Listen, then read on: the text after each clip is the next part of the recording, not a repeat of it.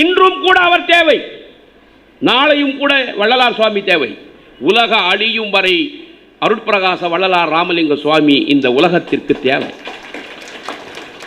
அதனால் நாம் நினைத்துக் கொண்டிருக்கிறோம். அந்த வகையிலே தான் ஒளியாக தீபமாக நாம் பார்த்து கொண்டிருக்கிறோம். எல்லா விளக்குகளும் பர்த்டேவில் அணைந்து விடுகிறது. அப்பர் நாவுக்கரசருடைய பதிகத்தை போல இல்லக விளக்கது இருள் கெடுப்பது, சொல்லக விளக்கது சோதி உள்ளது, பல்லக விளக்கது பலரும் காண்பது, நல்லக விளக்கது நமச்சிவாயவே. நல்ல விளக்கு தான்ப்பா அருட்பிரகாச வள்ளலார் ராமலிங்க சுவாமி. நல்ல விளக்கு. எந்த விளக்கு? நமச்சிவாயே என்கின்ற 5 எழுத்து மந்திரம் நல்ல விளக்கு என்று சொன்னார்கள். இன்று விளக்கு எரிந்து கொண்டிருக்கிறது, அடுப்பு எரிந்து கொண்டிருக்கிறது. நம்ம பார்க்குறோம் காவி உடை, காவி.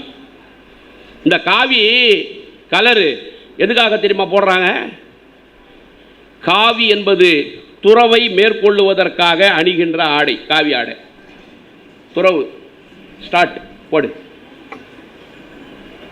இந்த காவி ஆடை துறவை துவங்குவதற்கு, துறவு முடிவு பெற்று நீ துறவி என்று சொன்னால் அதற்கு அடையாளம் வெள்ளை ஆடை.